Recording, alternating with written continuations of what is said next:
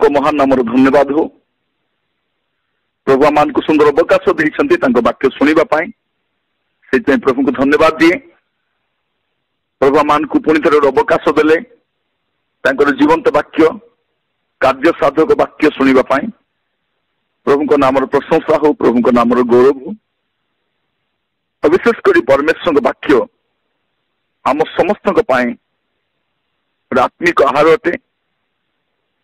अंधकार मध्य आलोक आमको देखला भाया थाए और आम को मार्गदर्शन कराई थाए। आमर जीवन उद्देश्य बुझापे आम को साहाय्य करें। प्रभु को नाम स्तुति हो। आज ध्यान निमंते शास्त्र गोटे पद पढ़ा आपण मन पाइबे ताहा जिहिजिकल 18 पर्व तार 4 पद। जिहिजिकल 18 पर्व 4 पद लिखा जाए, देखो जाबतीय प्राण आंभर, पितार प्राण जेपरी पुत्रर प्राण ही सेपरी आंभर, जो प्राणी पाप करे से ही मरिब। ए स्थान लिखा जाउछि प्रभु कहउछन्ति देखो जाबतीय प्राणी आंभर। पृथ्वी रे आपण जेते मानव समाज को देखुछन्ति समस्ते प्रभुंकर सृष्टि अटंती। से कौन सी धर्मर हुंतु बा जातिर हुंतु, भाषार हुंतु, वर्गर हुंतु, जेकोसी श्रेणीर लोक हुंतु, प्रभु कहते देखो जाबतीय प्राणी आंभर। प्रभु कहते समस्ते आंभर, पितार प्राण जेपरी पुत्रर प्राण ही सेपरी आंभर। तापर लिखा जाउछि जो प्राणी पाप करे से ही मरिब। कारण ऊपर लिखा जाउछि 1 पद 2 पद देखले जानि परिबे जे 2 पद लिखा जाउछि स्पष्ट भाबरे, पितृपुरुष माने अम्ल द्राक्षरस खाइले संतान गणर दंत खटा होई अछि। एही जो प्रवाद तुम माने इस्राएल देश विषय कहूछ से तुम मान अभिप्राय कि? कारण आगे यही प्रवाद वाक्य थिला, लोक कहते नाई बापा भूल कले पुओ भोगिब बोली करी, किंतु ये प्रभु कहते नाई सेमिति नाई, जो प्राणी पाप करे से ही मरिब। तेणु जे पाप करिछि ताकू ही अनुताप करबा पय पड़िबो। आमे बेले बेले कोन करछु, पुओ भूल कले मां कांदी कांदी प्रार्थना करछि प्रभु तर पाप क्षमा कर दियो। एइटा हमर बेले बेले होछि। स्वामी भूल कले स्त्री कांदुछंती, बापा मां भूल कले पिला कांदुछंती, किंतु प्रभु कहउछंती जो प्राणी पाप करे से ही मरिब। कारण पापर वेतन मृत्यु। प्रभु आमको अनुग्रह करते कहवा चाहती जे पाप करिब से मरिब। तो जाबतीय प्राणी आंभर अटे। तेणु प्रभु कौन करती प्रत्येक प्राणी से चिंता करती, प्रत्येक प्राणी को से आहार दियंती, प्रत्येक प्राणी वृष्टि दियंती, प्रत्येक प्राणी सूर्योदय करांती, और से प्रत्येक प्राणी मनोयोगी अटंती। कारण से जाबतीय प्राणी प्रभु समस्त से प्रभु अटंती। से मानुची कि नहीं बड़ विषय नुहे। जड़े व्यक्ति जीशु को प्रभु बोली मानुची कि नहीं तो बड़ विषय नुहे, कि से तो प्रभु अटंती। ये तार अज्ञान बस तो प्रभु को प्रभु बोली मानु नहीं। तो बाइबल कौन अटे। तेणु समस्त से आप एकमात्र अद्वितीय पुत्र को देले। जोहन 3:16 लिखा जाउछि ईश्वर जगत को प्रेम कले। तेणु जाबतीय प्राणी तांकर अटे।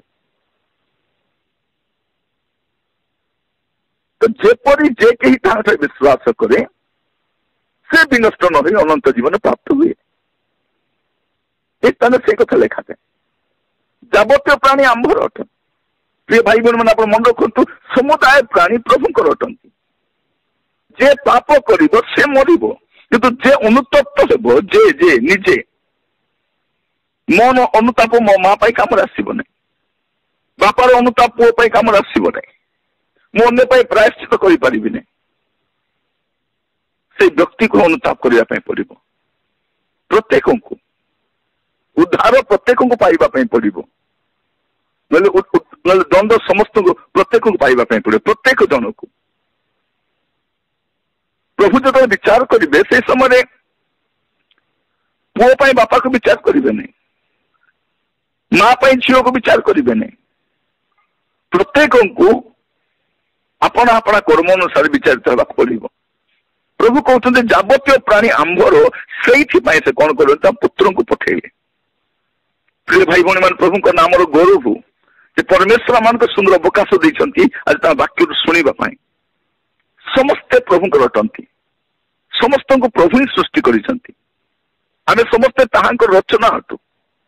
तो प्रभु चाहती जेपरि आपण आ मु आमे समस्ते अनुतप्त हृदय खेद मना सहित आमे प्रभु को गति आसबू, एटा से चाहती प्रत्येक। प्रिय भाई भौणी माने प्रभु को नाम स्तुति हो, प्रभु को नाम गौरव हो। तो आप देखिए प्रथम तिमोथी तार 2 पर्व 3 और 4 पद এটা লেখা যায়। प्रथम तिमोथी 2 पर्व 3 और 4 यह आंभ मान त्राणकर्ता ईश्वर दृष्टि सुग्राह्य और उत्तम और सुग्राह्य अटे। समस्ते जेपरि परित्राण पाती और सत्य संबंध में ज्ञान प्राप्त हुंती यहाँ से इच्छा करती। से चाहती समस्ते जेपरि परित्राण पाती, कारण समुदाय प्राणी तांकर अटंती। तेणु समस्त पुत्र को देले और से चाहती समस्ते जब रक्षा प्राप्त हुए। कितने बड़ प्रभु को योजना देख। प्रभु चाहती पृथ्वी में कहीं भी नष्ट न हूँ, पापीर मरण से संतुष्ट नुहति। लोक मान चारिड़े मरुंट, मृत्यु निश्चित घटब।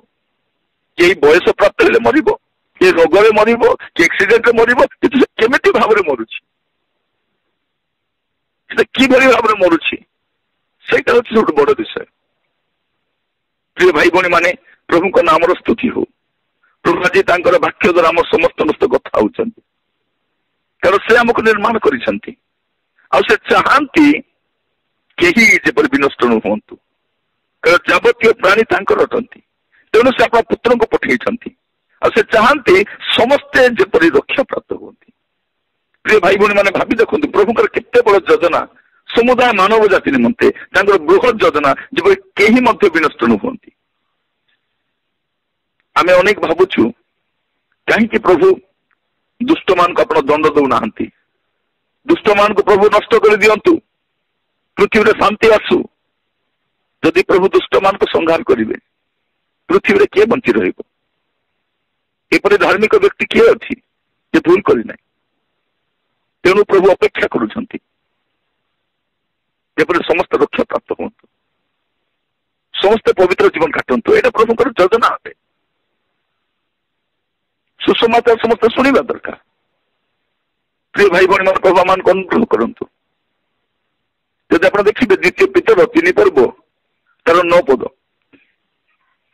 लिखा जाए। द्वितीय पितर 3 पर्व 9 पद विलंब बोली जेपरि केतक भावंती प्रभु अपना प्रतिज्ञा विषय से विलंब करती ना, किंतु जेपरि कहीं विनष्ट न हुंती बरं समस्ते मन परिवर्तन करती यह इच्छा करी से तुम मान प्रति दीर्घ सहिष्णु अटंती। प्रिय भाई बहन माने कहीं जेपरि विनष्ट हेबे से चाहती नहीं, से दीर्घ सहिष्णु अटंती। तेणु से अपेक्षा कर बसंती, तेणु से चाह बसी जेपरि समस्त रक्षा प्राप्त हूँ। प्रिय भाई बहन माने प्रभु नाम स्तुति हो, कारण समुदाय प्राणी तांकर अटंती। आम उद्देश्य से भी रक्षा प्राप्त हूँ, यहाँ आम उद्देश्य हवा दरकार, यहाँ आम चिंता हवा दरकार, यहाँ आम योजना हवा दरकार। एबे देखो पृथ्वी में समस्या बढ़ी चली, परिस्थिति किसी भल नहीं। आग को आहरी आहरी परिस्थिति भयंकर होगा जीव।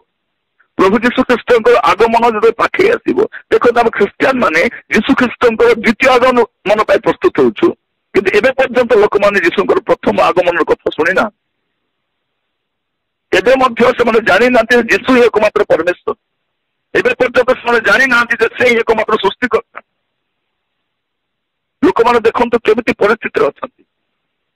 आम समस्ते पर्व उपर पर्व पालन करुचु, आम बहुत खुशी आम रक्षा प्राप्त हो। जीशु आसिले आम चली स्वर्ग को चली उद्धार जगत उद्धार प्राप्त हो। लोक मैंने जानती ना प्रभु कहते समुदाय जावतीय प्राणी आम समस्त मोर पुत्र हत होते समस्ते जब रक्षा प्राप्त हमें यहाँ इच्छा से विलंब कर।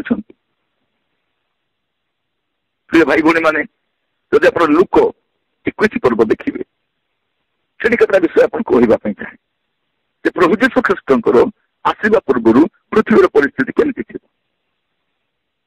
ଲୁକ 21 ପର୍ବ ତାର 9 ପଦ ଦେଖିଲେ ଆପଣ ଜାଣିବେ ଯୁଦ୍ଧ ସମ୍ଭାବନା ରହିଥିବ, ବିପ୍ଳବ ହବ। ଏବେ ଦେଖନ୍ତୁ ସବୁ ଦେଶରେ ବିପ୍ଳବ ଆରମ୍ଭ ହେଇଯିବ। ଚାଷୀ ମାନଙ୍କ ଦ୍ୱାରା ବିପ୍ଳବ, ଶ୍ରମିକ ମାନଙ୍କ ଦ୍ୱାରା ବିପ୍ଳବ, ଛାତ୍ର ମାନଙ୍କ ଦ୍ୱାରା ବିପ୍ଳବ, ସମୁଦାୟ ଲୋକଙ୍କ ଦ୍ୱାରା ବିପ୍ଳବ ଆରମ୍ଭ ହବ, ଯୁଦ୍ଧ ବିପ୍ଳବ ହବ। ତାପରେ ଆପଣ ଦେଖିବେ 10 ପଦରେ ରାଜ୍ୟ ବିରୁଦ୍ଧରେ ରାଜ୍ୟ ଉଠିବ, ଜାତି ବିପକ୍ଷରେ ଜାତି ଉଠିବ। ଏଟା ଚାଲିଛି। ଏଟା 11 ପଦ ମହାଭୂମିକମ୍ପ ହବ। ଆଗାମୀ ସମୟରେ ବଡ ବଡ ଭୂମିକମ୍ପ ହବ ବୋଲି ବୈଜ୍ଞାନିକ ମାନେ କହିଛନ୍ତି। ମହାମାରୀ ହବ, ଏବେ ବି ମହାମାରୀ ଚାଲିଛି। ମହାମାରୀ ପରେ ଦୁର୍ଭିକ୍ଷ ହବ, ଖାଦ୍ୟର ଅଭାବ ହବ, ସେଇଟା ଆସିବ। ତାପରେ 12 ପଦରେ ଦେଖିବେ ମଣ୍ଡଳୀକୁ ତାଡ଼ନା ହେବ, ବିଶ୍ୱାସୀ ମାନଙ୍କୁ ତାଡ଼ନା ହେବ। ତାପରେ 25 ପଦ ଦେଖିବେ, ମୁଁ ଆପଣଙ୍କୁ ଲୁକ 21 ପର୍ବ କହୁଛି। 25 ପଦରେ ଦେଖିବେ ସମୁଦ୍ରରେ ତର୍ଜନ ଗର୍ଜନ ହବ, ସମୁଦ୍ର ଅଶାନ୍ତ ହବ। ଏସବୁ ଘଟି ଚାଲିଛି। ଆଉ ନୂଆ ବିଷୟ କିଛି ନାହିଁ। ଯୀଶୁଙ୍କର ଆଗମନ ପୂର୍ବରୁ ଯାହା ସବୁ ହଉଥିବା କଥା ସେଗୁଡାକ ହଉଛି, ବିଳମ୍ବ କିଛି ନାହିଁ ମସ୍ତିମାନେ। କିନ୍ତୁ ପ୍ରଭୁ ଯୀଶୁ ଖ୍ରୀଷ୍ଟଙ୍କୁ ଦିନେ ଶିଷ୍ୟମାନେ ପଚାରିଲେ, ପ୍ରଭୁ ଏ ଯୁଗାନ୍ତ କେବେ ହେବ?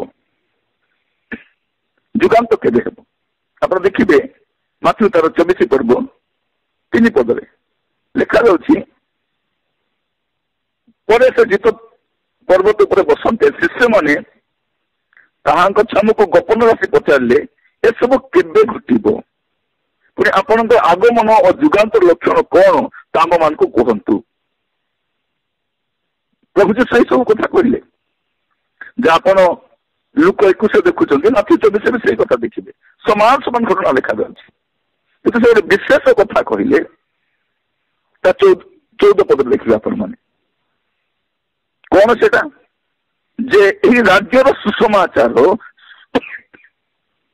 ସମୁଦାୟ ପୃଥିବୀରେ ଘୋଷଣା କରାଯିବ, ତତ୍ପରେ ଯୁଗାନ୍ତ ହବ। ତ କଣ ହବ?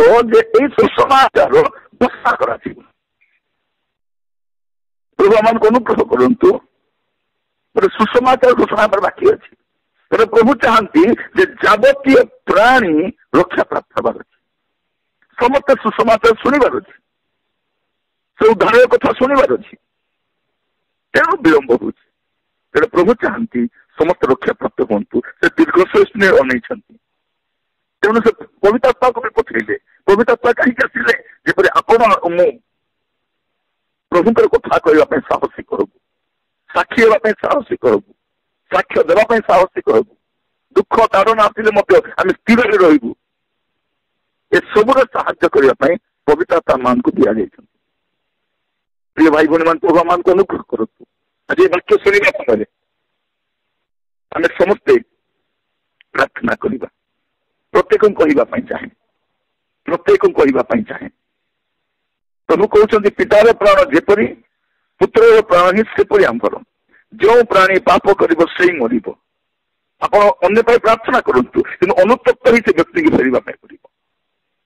ଯେ କେହି ତାହାଙ୍କୁ ବିଶ୍ୱାସ କରିବ ସେ ଉଦ୍ଧାର ପ୍ରାପ୍ତ ହେବ। ଯେତେ ଲୋକ ତାହାଙ୍କୁ ଗ୍ରହଣ କଲେ ସେମାନଙ୍କୁ ଈଶ୍ୱରଙ୍କ ସନ୍ତାନର ଅଧିକାର ଦେଲେ। ବ୍ୟକ୍ତି ବିଶେଷ ଜଣେ ଜଣେ ହେବା ଦରକାର। ଆସୁ ପ୍ରାର୍ଥନା କରୁ, ଆମେ ଅନ୍ୟମାନଙ୍କୁ କହିବା ଦରକାର, ସେମାନେ ଯେପରି ପ୍ରଭୁଙ୍କୁ ଜାଣିପାରିବେ। ପ୍ରିୟ ଭାଇ ଭଉଣୀ ମାନେ, ପ୍ରଭୁ ଆମମାନଙ୍କୁ ଅନୁଗ୍ରହ କରନ୍ତୁ। ସେ ଇଚ୍ଛା କରନ୍ତି ସମସ୍ତ ରକ୍ଷା ପ୍ରାପ୍ତ ହୁଅନ୍ତୁ। ସେଇଥିପାଇଁ ସେ ଦୀର୍ଘଶ୍ୱାସରେ ରହିଛନ୍ତି। ଆସନ୍ତୁ ପ୍ରାର୍ଥନା କରିବା, ସମସ୍ତେ ପ୍ରଭୁଙ୍କ ହସ୍ତରେ ସମର୍ପିତ ହେବା।